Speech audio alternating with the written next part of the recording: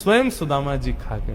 द्वारिकाधीश कृष्ण उस दिन तो सोच रहे थे कि सुदामा तूने एक बार भी विचार नहीं किया कि मेरे भी चने थे उसमें, पा गया। सुदामा जी क्षमा मांगने लगे, बोले माफ कर दे लाला, भूख ज्यादा लगी हमारे, खा गए हो, लेकिन वास्तविकता कौन जाने।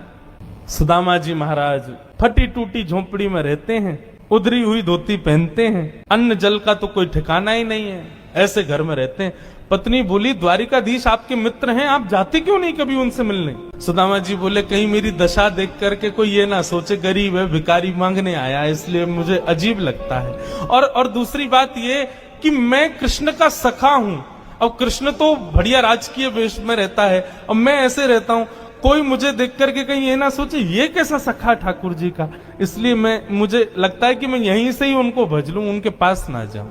सुदामा जी की पत्नी ने सौगंध दे दी, तुम्हें मेरी सौगंध है, जाओ द्वारिकाधीश से मिलके आओ। पत्नी की सौगंध मान करके सुदामा जी आज विचार करने लगे, जाऊं? कृष्ण ये तो नहीं सोचेगा कि कहां से आ गया, कुछ मांगने आया है। कृष्ण तो नहीं सोचेगा, लेकिन उसकी पटरानियां, उसके राज्य के लोग, महामंत्री आदि ये सब तो नहीं सोचेंगे। सुदामा जी को बहुत संकोच हो रहा है, लेकिन पत्नी की सौगंध है तो निकल पड़े।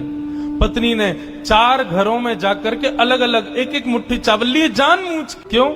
ताकि जब ये पोटली द्वारिकाधीश देखेंगे तो अलग अलग प्रकार के चावलों को देख के पहचान जाएंगे कि एक दाना भी सुदामा के घर का नहीं है, थोड़ी तो कृपा करेंगे मेरे ऊपर। सुदामा जी पोटली दबाए निकल पड़े। सुदामा जी महाराज धीरे धीरे चल करके द्वारिका की ओर जा रहे हैं। चलते चलते महीनों बीत गए सुदामा जी को। तभी एक व्यक्ति से बोले भैया द्वारिका नगरी कितनी दूर रह गई है अभी यहाँ से। व्यक्ति हंस करके बोला भगवान आप गलत आ गए हो। बोले गलत, कितनी दूर आ गए? बोले अभी आप कम से कम 50 कोस और पीछे जाओ, वहां से एक रास्ता